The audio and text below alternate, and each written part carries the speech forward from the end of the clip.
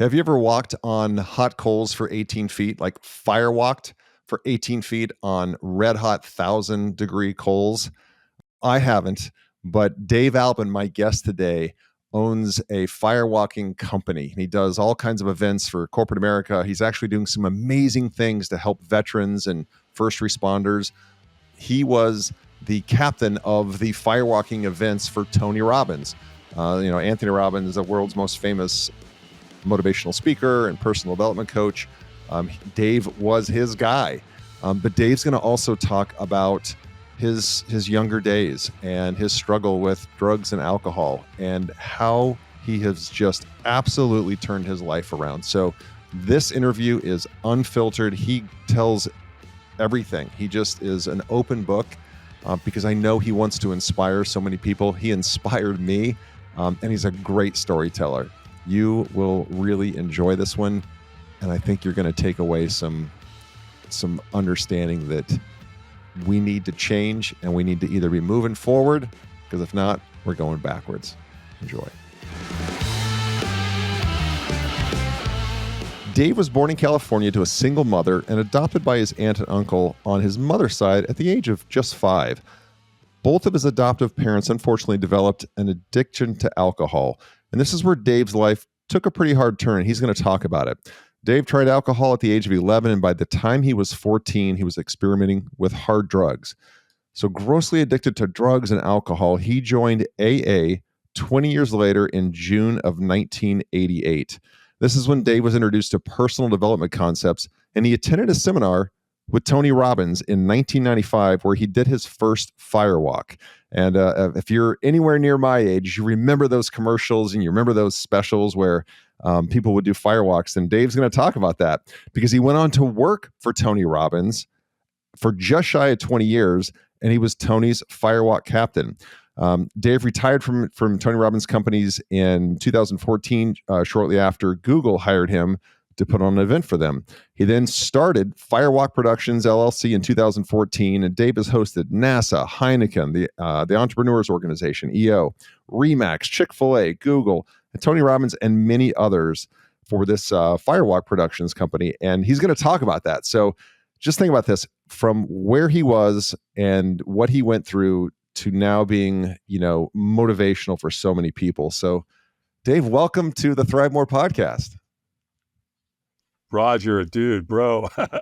That's quite a mouthful. Well, listen, man, thanks for having me. You guys do all the work, man. All I got to do is come in here and run my pie hole. Oh, no. We want to hear about it. And, we've got a lot to cover, but because some of the audience is younger than me and you and may not have seen those commercials back in the 80s and 90s, can you explain what firewalking is? Yeah, sure. It's a 1,000-year-old ritual, if you will, a rite of passage. It's an experience. It's been used by cultures all over the world. Specifically, some of the ones I'm very familiar with is the Tahitians, the people of India. Oh my gosh, man, they really, really do it up. Marriages and birth of children and rites of passage, and when a young boy becomes a man, when a young girl becomes a womanhood, all kinds of different things. It's just very ceremonial, and they turn it into a beautiful, beautiful experience. The Polynesians, the Hawaiians, the people of Portugal, the Spaniards, the Indo-Europeans. The Indo-Europeans was phenomenal. The women, before the men would go into battle, the women the night before would arrange the firewalk and build the fire and do all that, and then the men would walk. And if you didn't walk, then you weren't allowed to go into battle, which would, it would dishonor your family. So yeah, it's been around a long time. Tony Robbins obviously brought it to the West many, many years ago. And the reason he did is because he, in all his research, he didn't find anything that would come anywhere close to the life-changing paradigm shift experience that firewalking does. So, he took a big risk and he brought it into his events, and, he really is the one that established it in the world of the West when it comes to literally such a powerful, life-changing experience. Yeah. And again, just one step deeper, just so everybody has this mental picture. It's about I don't know what, a 7, 10, 15 feet long, whatever it is. And it's hot coals. It's red hot coals that people in bare feet will walk across and they won't run. It's kind of a measured pace. Can just speak to actually the physicality of what it is. Sure. So whether you're going to walk, a couple of people, or in my case, he's going to set a world record of 12,000. What you do is you build a big fire, and you burn it all day. It burns for hours and hours, and you use hardwood, and you use seasoned hardwood. And what happens is once you burn it for many, many hours, say 8, 10 hours, if you have a really big event, it renders. And so all this big giant pile of beautiful blue coals. And so what you do with that is you go over with wheelbarrows and you fill the wheelbarrows up with the coals, and then you put a wheelbarrow in between 2 lanes of sod, of grass. And so a fire lane, let's call it, is about 3 feet wide, and it can be anywhere between, my firewalks are anywhere between 15 to 18 feet long.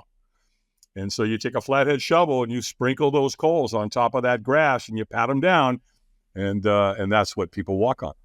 Wow. Barefooted. Barefooted. Yeah. So yeah. How did you become the #1 firewalk instructor in America? Like, how does that happen? Right. Yeah. What is it? What Bugs Bunny say? I took that left-hand turn at Albuquerque, right? Yeah.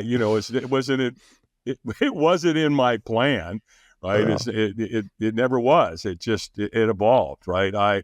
I went to a Tony Robbins seminar in 1995, and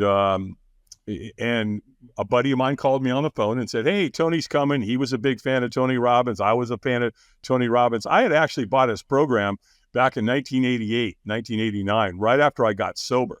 Mm-hmm. I had insomnia, so I was up late at night all the time. And there he was, Tony Robbins back in the 80s, man. He owned the airwaves. Sure. He was the infomercial king. And he was being promoted by Gunthy Ranker. And so I was up late one night and I heard him talking. And literally, when I first heard him, Roger, I didn't like him. I thought he was a pompous ass, to be candid with you. Sure. He's all motivated, he's all encouraging, and I'm not, right? I'm miserable. But he said a couple things, man, that really got me. The first thing he said was, "We'll do more to avoid pain than we will to gain pleasure." And I went, "Really? Did you look into my past? Are you talking to me, Tony? I mean, for crying out loud." Because that's what I was doing with drugs and alcohol, right? I was either trying to chase some pleasure or I was running from pain. Yep. And then the thing that really got me, he said, how humans make decisions. How do we do that? Well, it's one of two ways. We're either out of inspiration or desperation. And I went, wow, I'm pretty desperate, so maybe I should listen to this guy. So I bought his program, and it was called Personal Power. It was a 1-month program, so they sent it to you in a big box, and it came on these little white things called cassette tapes. Right? So to date that, right? So I went through it. And then years later, again, I'd actually loaned my program to a buddy of mine. That same buddy called me on the phone and told me he was coming to town in 1995. And he begged me to go with him, and I did. And the only thing I didn't realize, though, when he got to the phone call and I'd already agreed to go, he's talking to me on the phone. He goes, "Oh, hey, man, by the way, we're going to be doing a firewalk." And when he said that, I'm like, I don't know what that means. What is firewalk? It's, I don't have any references for that. However, the word fire and walk in the same sentence didn't sound like anything I was going to be doing. So I said no in my head. Sure. Right. It was a hell no too. Right. Yeah. I'm like, no, we're not doing that. But I'm not telling my buddy that. I'm not telling Dan that. I'm just like, yeah, I'm going along. I'm being subservient, going, sure, yeah, firewalk. Yeah, Dan, sounds interesting. Well, I got off the phone and went, no, hell no, I'm not doing that. And again, I didn't know what a firewalk was. Sure. When you get to the event, the big day comes, right? Tony took the stage at 2:00 in the afternoon. 3,500 people at this event. Next thing I know, 10 hours later, after midnight, we're sitting there. All of a sudden, Tony goes, "Take your shoes off." I'm like, oh, no. I know where you're going with that, pal. I'm not stupid. I'm not going to take my shoes off. You're setting me up. Well, I got a problem. The guy I'm with, my buddy's taking his shoes off, and so's 3,500 other people. So what am I going to do? Not take my shoes off and have 3,500 people staring at me? No. So I'm negotiating with myself. And so what I did was I just said, calm down, relax, take your shoes off, and when you get out there, ditch your buddy and go hide in the back. Nobody's going to know. Who's going to know? Nobody. Well, hold on. Yeah, I'm going to know, but that's another issue, right? Sure. And so, but it gets worse, because when Tony gets you going out there, he's got everybody chanting and clapping. So now you got 3,500 people walking out there going, yes, yes. And I'm walking out there going, no, I'm not doing this. And then it gets worse, because he's got African drummers. So when you get out into this giant parking lot where you're going to be doing this firewalk, it's dun, dun, dun, dun, dun, dun, dun, dun. I mean, talk about a dog and pony show. It's insane. Sure. So I ditched my buddy, which was really easy to do in 3,500 people, and I went and hid in the back. Well, here's the thing. Again, Tony Robbins knows that this is literally probably the most life-changing experience any human will ever go through. He also knows that if you don't do it, you're not going to get the paradigm shift. Yep. He also knows there's people like me, and we're hiding in the back. So what's he do? He trains people to come find you. Oh, come on. You got to be kidding me, right? I'm back there in the back thinking I got it all figured out. Nope. Here comes this guy, and he knows who I am. He knows I'm hiding. He gets about 20 feet from it. He looks at me like a dog that hears a funny noise, right? Tilts his head. And he's like pointing at me. And he goes, hey, man, are you okay? Of course, when we're not okay, what do? We lie. Yeah. Oh, I'm fine. All good here, man. Nothing to see here, my friend. Move along. This guy went right for the kill shot with me, right? He goes, so, hey, man, you going to walk tonight? I'm thinking, hell no. Why do you think I'm hiding in the back, you moron? Right? I'm not saying that, but that's what I'm thinking, right? Sure. But I did tell him. I said, no, absolutely not. I'm not going to walk tonight. And he goes, oh, hey, man, that's cool. No problem. We don't want you to do anything you don't want to do. And I went, oh, okay, this guy's going to get me out of here. No, he's not. He's setting me up. Because the next question he asked me was, and by the way, I don't know who this guy is, Roger, to this day. Sure. Because without him, I wouldn't have changed tens of thousands of people's lives. I certainly wouldn't be on the ThriveMore podcast, right? Without this guy. Because the question he asked me was, well, wouldn't you at least like to watch? And I'm like, well, yeah, sure. Let's watch. No big deal, right? Should be interesting. Let's go watch these people burn their feet off. Well, he goes, look, man, you can't see anything from back here. Because he's telling the truth. I got 3,500 people standing for me. Yeah. I can't see anything. I can hear it, right? The drums are going. People are chanting. People are already firewalking, and they're celebrating. So once they walk and they get to the celebration end at the end of the firewalk, they're jumping up and down and screaming. I mean, there's nothing like it on earth. Yeah. And so I got in line. Okay. I took the break. Sure. I'll get in line. So I'm kind of walking along, right? Kind of moving along. And the next thing I know, another stranger comes up to me and he whispers in my ear and he goes, he knows when you're ready. When he says go, you go. And boom, this guy just disappeared into the night. And I'm like, what do you mean? What are you talking about? What do you mean he knows when you're ready? When he says go, do you go? What does that even mean? And so now I'm kind of like walking along. And again, I got 1,000 people in front of me. I can't see anything, but I get to a point where I can see at an angle. He's got like 25 lanes of where people can fire like that. Otherwise you'd be there all night, right? Yeah. They try to walk 150 people per lane, something like that. And so anyway, I can see, Roger, and they're doing it. Every race, every creed, every color, they're firewalking. And my brain is like, this is insane. We're mammals. We're taught to run from fire, not walk on it, right? And so I'm mesmerized. I can't believe that people are actually doing this. It's kind of like a car accident, right? You won't take your eyes off it. You're going to stare at it. And I'm kind of staring at it, and I'm just moving along, and boom. Next thing I know, guess where I am? I'm at the front of the line. Yeah. And I'm like, how the hell did you get here? And so now I'm looking down, right? There's that lane, that fire lane. It's 3 feet wide. It's 15, 18 feet long. And their coals are on there, and they're bright red. There's no doubt that they're hot. Plus, the wheelbarrow's there. You can feel the heat coming off of it. Yeah. And I'm staring into the abyss. I'm scared to death. I mean, my heart's beating so hard, I know it's going to jump out of my chest. And there's a trainer standing right there. And the trainer goes, eyes up, like screams at me, right? And so now I bring my eyes up. Well, duh. I'm in a room with Tony for 10 hours. Guess what he teaches you to do?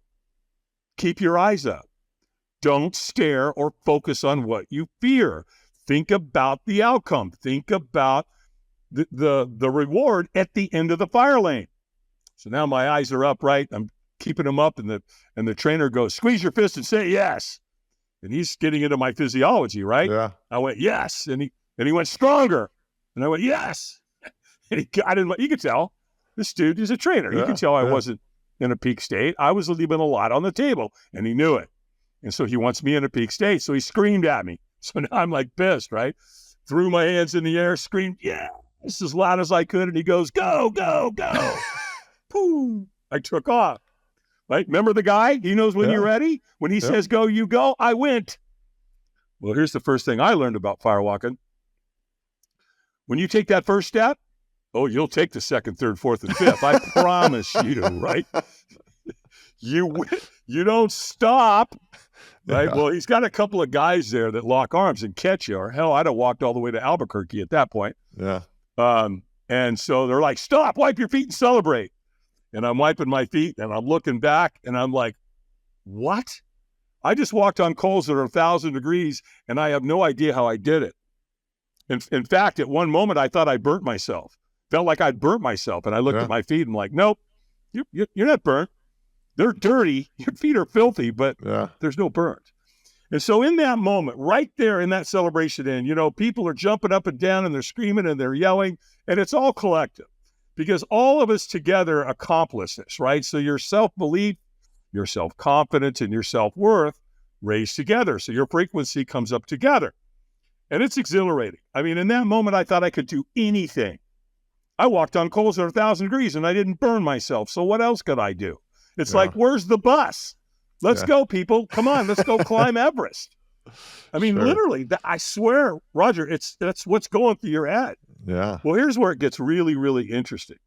So this is a 4-day event. It's called UPW, Unleash the Power Within, the Firewalk Experience. This is the night of day 1. So now we're back into the venue on day 2, and you're standing in the foyer with 3,500 people who all experienced something the night before that's extraordinary. So guess what it does? It lights that humanistic drive that we have to work together and love and be kind and be joyous. And I mean, it was one of the most beautiful mornings I ever saw in my life. I'm sitting back and I'm watching people, very observant at that moment. And I'm watching them and they're hugging and they're laughing and they're crying and they're talking and they're sharing their fears and the firewalk. And I'm like, you gotta be kidding me. I mean, did we drink the Kool-Aid last night? You better believe we did. And Tony knows. That's why he did it. So he's got you right where he wants you coming into day 2 of his event. Yeah. Well, later in the event, I met one of Tony's trainers, a guy by the name of Ted Macy. Sweet guy, man. Him and his wife were both trainers for Tony, Mary. And I'm just talking to him. Really great guy. And I said, so Ted, you're in this environment on a regular basis, aren't you? And he goes, yeah. And I go, this must be really awesome. And he goes, oh, yeah.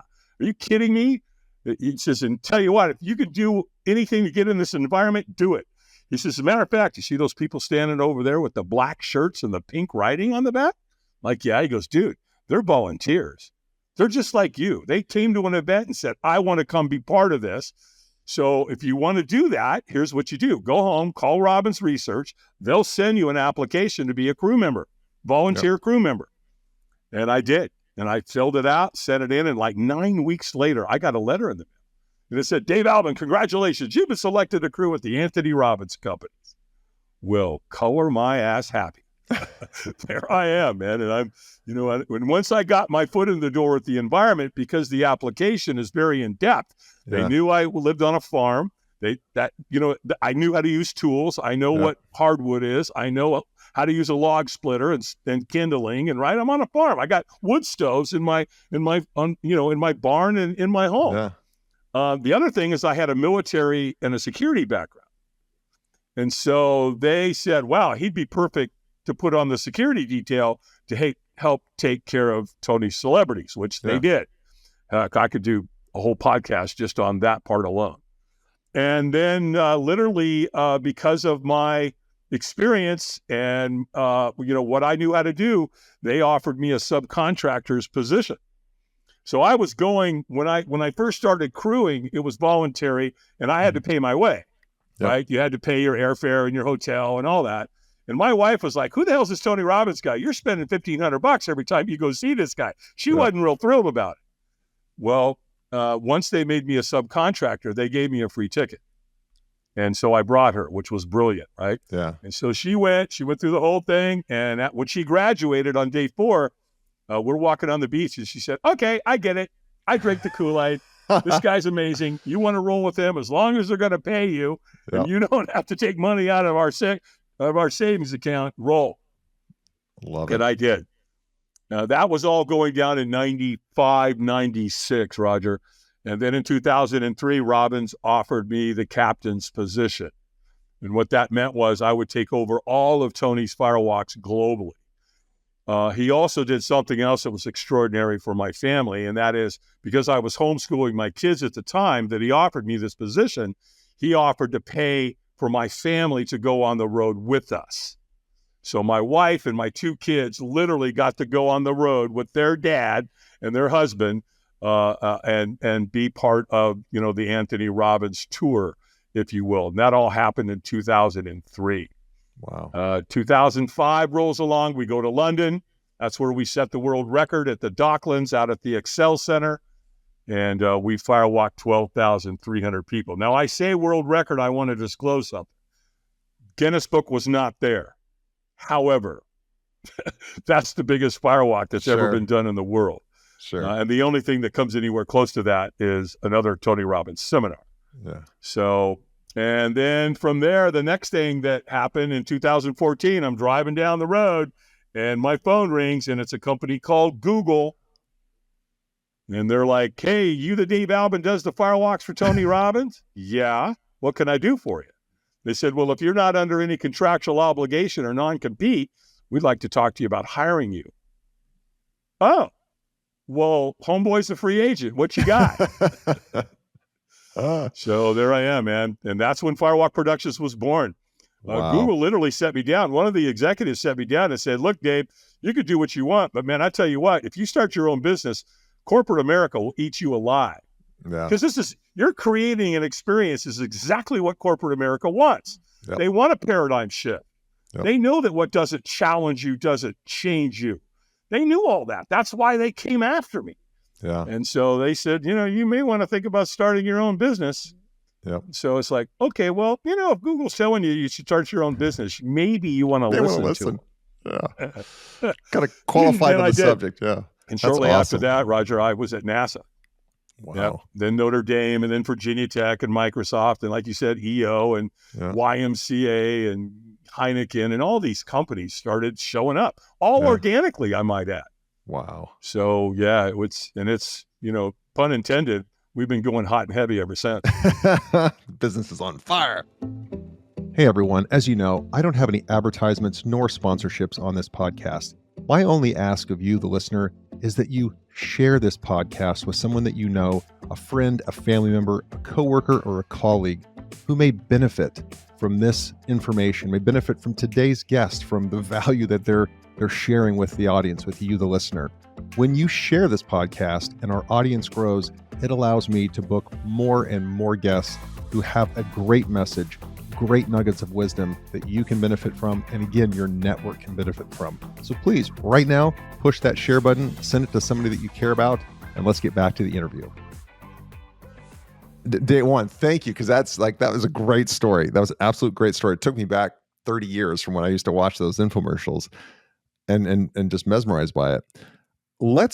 I think it'd be great for the audience if we can rewind a bit and maybe if you could talk about your childhood, which wasn't exactly typical.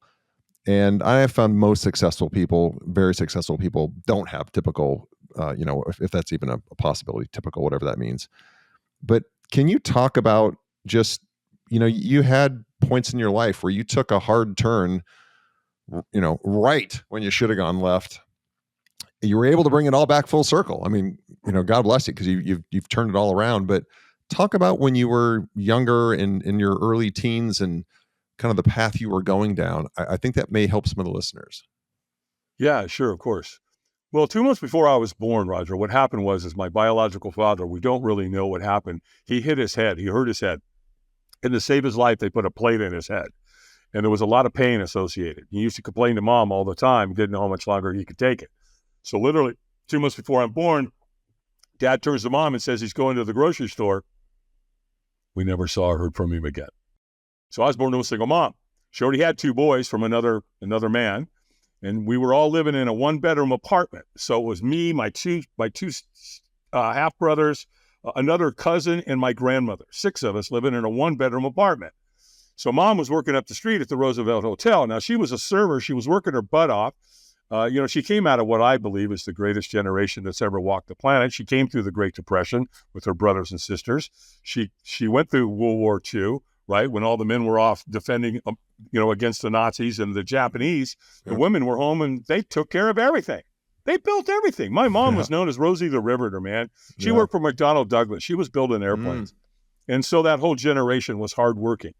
But, it wasn't enough. Mom couldn't feed 6 mouths. She just couldn't do it. And not on a server wage. So when I was 5, she went to her older sister, Pat, and said, will you and your husband, Bob, who was career military, said, will you adopt David? And they did.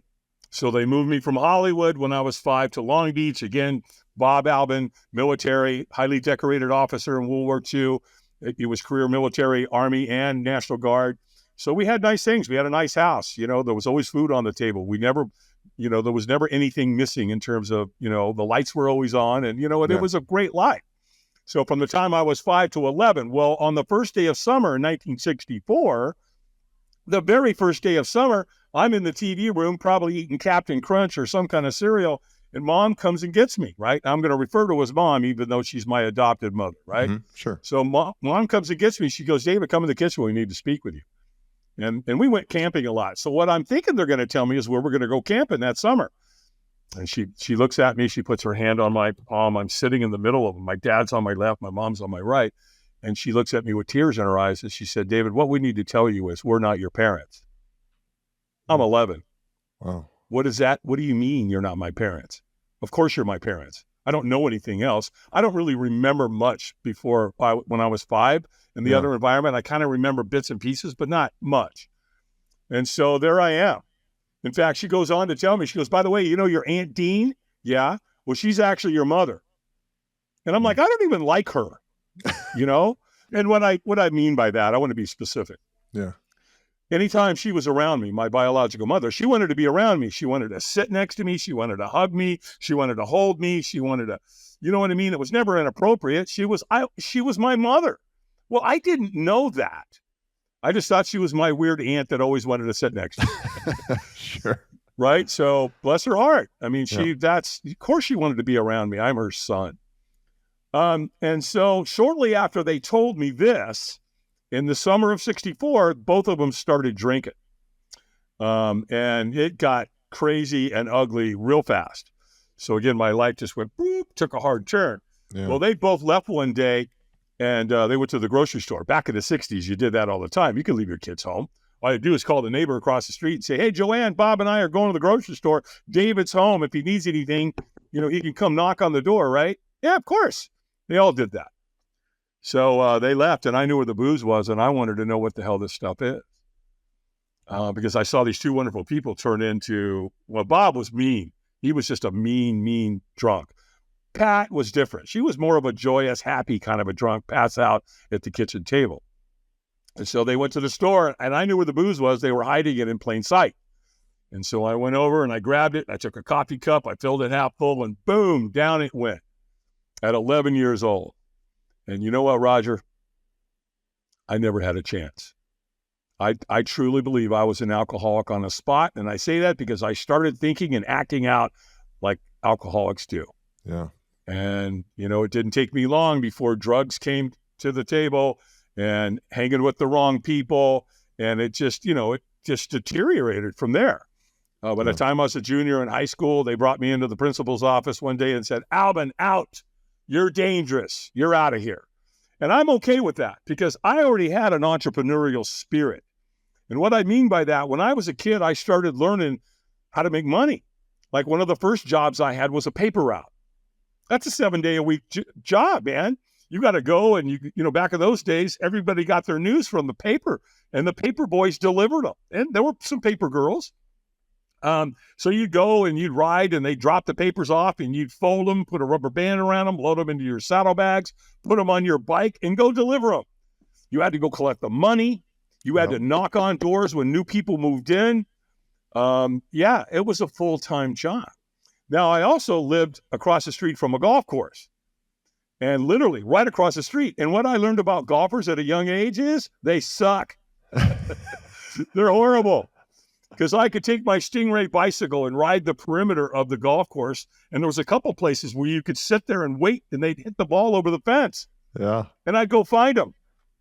I'd take the balls home, clean them up, go back to the golf course. And at the pro shop, the boxes that the new balls came in, they'd throw them out. They were in the trash can. So I'd take them and I'd put the balls in them and I'd clean them all up and I'd organize them. I'd go back into the parking lot and guess what I'd do? I'd sell the balls back to the golfers, right? Love it. And then Mom grew beautiful flowers in the backyard. Again, she came out of the Great Depression, man. She could grow anything, but we had thousands of flowers literally growing in our backyard. And so Mom would go and she'd cut them. And she did something really interesting. She would cut the flower, not at the bottom, but at an angle. And the reason she did that is because it opened up more surface area for the flower to get water. And then she organized them. She had a beautiful eye for color. She put a rubber band around them or a twist tie, and then she put them in a bucket of water. Now, here's the other thing she did. She'd take a half a bottle of 7-Up and pour it into the water. And my flowers would outlast the local florist 3-4 to 1. I don't know. There's something that people ask me. So what is it? I don't know. But if you use a clear beverage like 7-Up or Sprite, I can tell you that your flowers will last 2 to 3 times longer than if you get them from a florist. Yeah. So what I learned at an early age, right? I'm making money as my paper route. I'm making money from the golfers. I even started caddying. I sold flowers on a street corner. And so one of the things I learned at a very young age, and it's true to this day, there's money out there. Go get it. Yep. Good things come for those who hustle. Amen. And so I've had that, right? I've had that entrepreneurial spirit, Roger, ever since I was a kid, and it's carried over into Firewalk Productions. Yeah. At what point then did you say, I'm going to get sober? Like, enough is enough. I'm going to get sober. Because you ended up going to AA and there's usually there's an event, there's a rock bottom, there's an epiphany. What happened that you said, I'm done with this? Yeah, that there was all of that you just said. On June 8th of 88, I woke up that morning. I was married to a woman who had 3 kids. I was in my 3rd marriage. And I don't know, that day I said, that's it, I'm done. The pain was horrible. Yeah. It was excruciating. Mental, physical pain, spiritual pain. I'm like, I'm not doing this anymore. I can't. This is horrible. Yeah. So I considered my options. And one of my options was take my life. Sure. And I'm like, whoa, wait a minute. Time out. You take your own life in the basement where the kids are upstairs. These are my 3 step kids, right? And I love them to death. And I'm like, you know what? If you kill yourself, guess what? You're going to kill them too. Yep. You can't do that, man. You can't do that. That's wrong. They don't deserve that. You're going to ruin their life. No, you got to come up with another way. And the next thing I thought I had, Roger, was, well, why don't you call Alcoholics Anonymous? Now, here's what's so interesting about that. I don't know who AA is. I have no references for AA in that moment. I'd never been to AA. I didn't know anybody in AA, and yet there was the thought. Yeah. So where did that come from? So I did. I called, and I got this wonderful lady on the phone. She was my saving grace, man. She saved my life, and she was brutal. And I have over the years, I've affectionately nicknamed her Madge. And I did that because she talked like this. she probably smoked 2 packs of Pall Mall non-filters a day. But man, bro, she was a badass. She was in my face, but she's the gatekeeper. Yeah. Right. So she would interview you. And if she thought you were serious, she would call somebody to come get you. And she did. And a guy came and picked me up, a man by the name of Lauren. And I went to 4 meetings my first day on June 8th, 88. And I took to AA like a duck to water, man. I loved it. It's funny at that moment, I never really felt home anywhere. Yeah. The only 2 places I felt at home is some shitty little bar where you get shot or an AA meeting. I felt at home in both of those places. And so it just stuck. And so last year, 35 years was last year. This year will be 36 if I don't drink and I don't die. Well, I hope neither one of those happens. And congratulations on that amazing life pivot. I mean, that's absolutely amazing. Do you have any advice? And I what I've heard is, you can't get sober, you can't get help until you're ready to get help. So there's not a magic phrase or magic words, but is there any advice that you would offer for someone that may be listening that is struggling with some kind of addiction? It may not even be alcohol, it may not be drug, just some type of addiction, because it seems like you woke up and said, I can't do this anymore, and then immediately took action. That doesn't usually happen that way for a lot of people. Well, there's so many different addictions. It could be gambling, it could be alcohol, it could be drugs, it could be porn, it can, it's just, there's so many, overeating. The thing about alcohol and drugs for me, because when I raised my hand and said, I'm done that day on June 8th, I was addicted to cocaine and heroin as well. So, I couldn't ignore the evidence that I was in bad shape. So I knew I needed help. I didn't find out until later that asking for help is literally one of the most highest forms of intelligence that any human can practice. Yeah. I didn't know that. I learned it later in the personal development, because asking for help, we go through all these lies. Oh, I can't call Roger, man. He's busy. He's got a family. He's got kids. He's got his job. You know what I mean? We just start making up all this stuff. And what we don't realize is that, and I learned this early on, is that helping another alcoholic achieve sobriety is such an honor. Wow. And it's trusted to me. I'm a drug addict alcoholic, and I'm the guy that gets to be one of the gatekeepers. Yeah. I'm a guy that gets to be there when they ask for help. And again, I learned all that in AA. Yeah. Right? Because AA's got the 12 steps, right? And those 12 steps help put your life back together. The 12 traditions help you operate within the organization. But in the middle, man, it's the preamble. And that's where the sweet spot for me was, because it's set in there when anyone, anywhere, reaches out. I want the hand of AA to be there, and for that, I'm responsible. And that was it. And that's the creed. That's the code of conduct. And I'm a guy that gets to be there when the new man walks through the door. And I can look him in the eyes, Roger, and I can go, dude, I know how you feel. Yeah. And I'm congruent with that statement. A lot of times we're not. We say that, people say that when we shouldn't say it. Yep. But there, it's appropriate. So look, there's always a way if you're willing. You better believe you can turn your life around. I've seen it thousands of times in AA. And you've got to be ready. Like you said, you've probably hit rock bottom.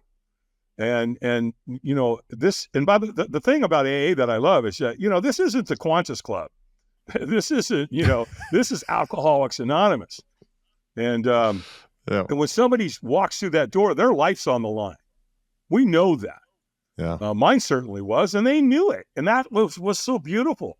They gave me unconditional love, and they loved me until I could learn to love myself. Mm. And again, helping another alcoholic achieve sobriety is so rewarding, Roger. It is such a great feeling to see somebody just on the brink of complete and total destruction. And then, they get a day, and then they get a week, and then they get a month. And when you come to AA, they give you a chip. I'm holding up a chip. It's a medallion, right? And it has the AA emblem on it, and it says on the back, to thy own self be true, and it has the Serenity prayer on it. So you get one at a month, 2 months, 3 months, 6 months, 9 months, and 1 year, and then you pick up one every year since. And it's interesting is that mindset, if you will, of helping other people achieve sobriety has caused me to make another major turn in my life and with my company. And you don't know this, but a couple of months ago, to your point, your question, I'm on a podcast. Mm-hmm. And after the interview, I'm talking to Natalia, and we're just chatting. And she said, "So David, let me ask you something. Have you ever done a firewalk for veterans?" And I said, "You mean specifically?" And she goes, "Yeah." And I go, no, not specifically. Why? And she goes, "Well, I have 200 vets. And you probably know this, but the number that's floating around on the street is 22 a day are taking their own lives." She goes, "However, that's not true. That's only if they leave a note. It's closer to 50. 50 men and women a day are taking their own lives." And the light bulb went off. And I got it immediately. Yeah. I'm like, look, so Firewalk's one of the most life-changing, life-saving experiences on earth. And so I said, look, can I have some time to think about this? Because she wanted me to create a Firewalk for veterans. Yeah. And I said, yeah, give me a day to think this through. And I woke up in the middle of the night that night, and it came to me like my whole life had come to that moment that I'm the guy that's going to be able to go out here and facilitate this. And so it was Operation Do No Harm. And then I went, well, wait a minute, there's more than just veterans. There's first responders, because there's a high suicide rate amongst firefighters. What about single moms? I was born to a single mom. I get that. What about kids that have been abused and been neglected? There's 4 categories right there. Give them to me for a day or 2 days. And why does a vet take their life? Because they lose purpose. Yeah. Yep. Right? They go to the military, they go through basic, they train to kill, they get deployed, they get over there, and it's horrendous. However, they move together as a unit. They keep each other alive. So the camaraderie is based on all of that, right? And then they come home. And then what happens? They get fragmented, man. They get split up. They're all gone. They're not there with each other to help each other keep that purpose high. And then depression sets in, and then they reach for, a drug or an alcohol. And then, the next thing you know, we lose them. Yeah. So what am I going to do? All right, so let's bring them in, bring them to me, and let's reignite the purpose. Can we light a flame under them? You better believe we can, literally. So the one thing we're going to do is we're going to have them take an oath, right? So I'm literally going to tell them, look, I'm going to explain what I explained earlier. It's 1,000-year-old. Here it is. It's been used by cultures, and, really get into the depth of what firewalking is of 1,000 years old. And I'm going to have them stand up and take an oath. I'm going to take you out into the parking lot and give you the opportunity to experience this with your fellow veterans. However, you're going to have to take an oath to promise to do no harm to yourself or your family or your friends. And we know, right, when somebody in the military takes an oath, guess what? They'll live up to it. Yeah. Right? So then the other thing is I'm going to give them a medallion, and I'm going to tell them to put it in their hands, just like my sponsor told me. And he said, squeeze it until you can't stand the pain anymore. He said, because if you don't do what you're supposed to do in AA, then that's the kind of pain your family's going to feel if you decide to take yourself out. So I'm going to plant that seed with them. The other thing I'm going to do is we're going to do the board break, right? So it's going to be the Firewalk and the board break. And what we're going to do with the board break, Roger, is I'm going to have them write something on front of the board they want to move towards. I'm going to have write something on the back of the board that they need to move away from. Then I'm going to invite them to write anybody's name on the board that they're in conflict with, right? Because they probably got some conflict going on. Sure. So a forgiveness and reconciliation is part of that relationship. It ends tonight. We're done. And then I have them write anybody's name on the board that they've lost. So that'll bring in the ancestral side, or if they lost somebody when they were deployed. And then we'll take them outside. We'll have board break stations. They'll break the board. Then we're going to walk them in a circle. And then after they break the board, we'll firewalk them. And then they get to go put the board into the fire. The other thing we're going to do while we're out there is I'm going to do something where I'm going to get all of their hearts to start beating at the same time. So it's basically, I call it the Ho'oponopono heart hug. So instead of hugging like we normally do, we hug the opposite way. So our hearts are on top of each other. And then I have them close their eyes and I have them take 3 deep diaphragmatic breaths. Well, the magic that happens is when they come into or out of that second breath, guess what happens? Both their hearts start beating at the same time. Yeah. So I'll do that like 6 times with the entire group. And the next thing you know, you've got all their hearts beating at the same time. So what I'm doing now is I'm going to create the 501c3, the nonprofit with Operation Do No Harm. And I'm going to, and by the way, obviously, corporate America has been really, really good to me. Fantastic. So now I'm going to go back to corporate America and say, hey, how'd you like to save some veterans' lives, or maybe some first responders, or some kids, or some single moms? Pick a category. You hire us. We'll come in. We'll do all the work. We'll do all the heavy lifting, and we'll make your brand look amazing. And you'll get all the credit. So we've got our first event. It's already scheduled. It's going to be in Modesto, California. The Rotary there, Ed Parkley, who had me on a podcast, who's a vet, said my Rotary will sponsor the first one. And so we're going to be in Modesto on April 12th and 13th with our first event. So we're really, really excited.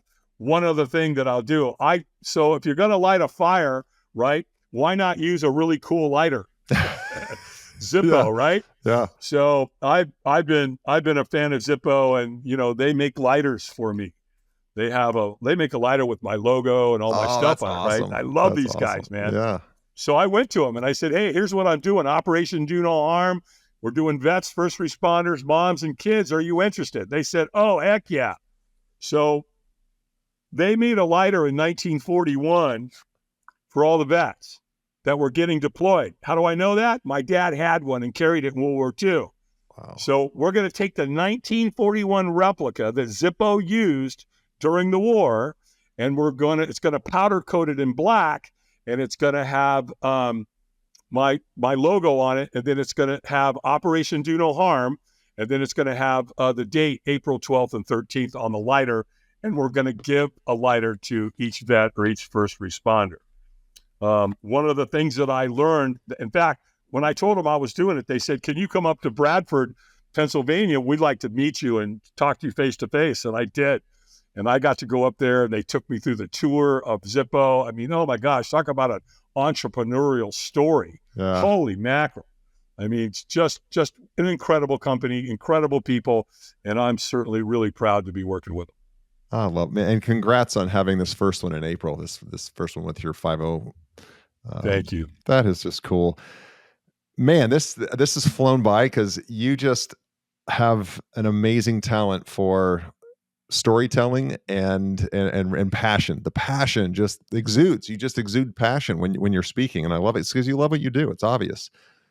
If I were to ask you these last two questions, if we were to go to the end of your rich, beautiful life, and man, you have just you've taken the opportunity of your life and you're capitalizing on it, which is just to be commended. But let's say we get to the end of your life, and you've lived this rich, full life, and we're at your funeral, and somebody who loves you, a loved one, is going to read your eulogy, but they're only allowed 3 words, Dave. They're only allowed 3 descriptors, not like words in a sentence, but like 3 words that they would use to describe you. What 3 words do you hope, Dave, that they say how they experienced you? What 3 words do you hope they choose? Forgiveness, gratitude, and the most powerful one, love. Mm. Beautiful. Beautiful. Of course, there's no right or wrong answer to that. It's just I think it's a powerful question, because that means that's what we should be striving for every day, man. Every day. Well, like one of the kids I sponsored in AA said to me one time, he said, hey, if you're not grateful for today, what date are you waiting for? I love that. Love and gratitude are the 2 most powerful words on earth. Yeah. And so, my gosh, look at all I've been given. There's a great responsibility. When I retired from Tony's organization, we had a conversation in the green room, and we talked for a long time. And one of the last things he said to me was, Dave, with great wisdom comes great responsibility, man. Make us proud. Yeah. And so I think I've done that. Yeah, for sure. And my kids are, again, they got to go with their dad on the road. Yeah. So that's an education. That's a real education. Yeah. Yeah, there was some real child abuse there, wasn't it? No. Yeah, it was a beautiful thing. So yeah, Wow. right. Yeah, of course I'm I'm being facetious. going to steal that line. I mean, wow. Like, if you're not grateful for today, what day are you waiting for? That's powerful. That's powerful. All right. Last question before we find out where people can follow you and get a hold of you. Last question. If you had a magic wand, and man, especially based on the life you've lived, if you had a magic wand and Dave, tonight you could wave that magic wand and make one change to the world. So it's as big a change as you want it to be, but it's one change to the world. When we wake up tomorrow, how is our world different according to Dave? It's really hard because there's so much the world needs. Mm-hmm. It's difficult. I get asked sometimes, hey, Dave, you could go back and change one thing in your life, what would you change? And I always say nothing. I can't. Yeah. Why would I want to change anything? I wouldn't have got here if I changed one thing. Yeah. I think the world's just going to have to play out. I believe that love wins. It always has. It always will. And humans have a way of getting things figured out, one way or the other. Yeah. So, I'm immersed about. My immersion is being around people like you, Roger. That's who I want to hang with. That's where I spend my time.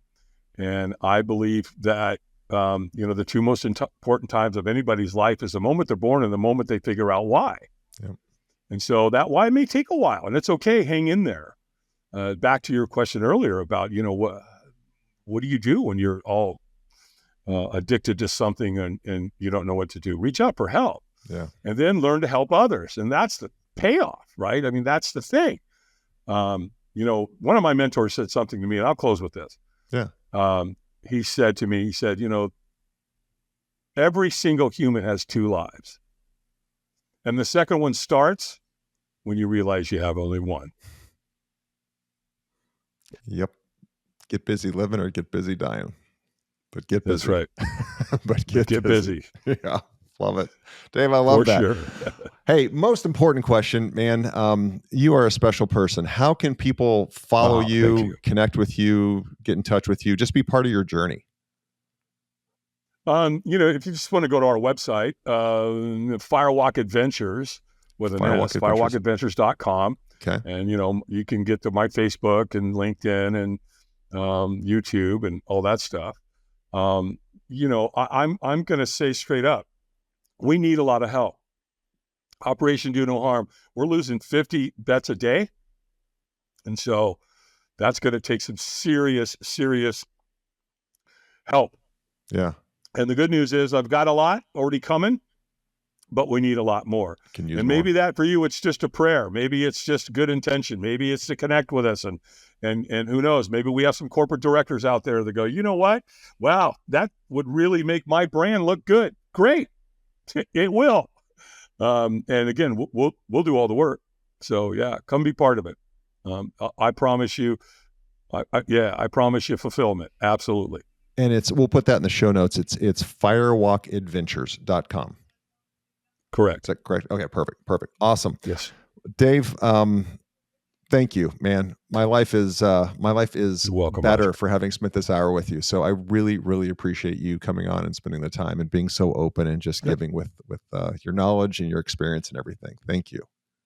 Well, you're very welcome, Roger, and thank you, because without incredible hosts like you, my message doesn't get out there. So again, you guys do all the work, man. I just had to come up here and chat a little bit, and now you got to go do all the work and the editing and love it, and all the stuff. So kudos to you for all of that. So thanks for having me, and love to do it again sometime. Yeah. Absolutely. I can't wait to promote this one. This one's special. Cool.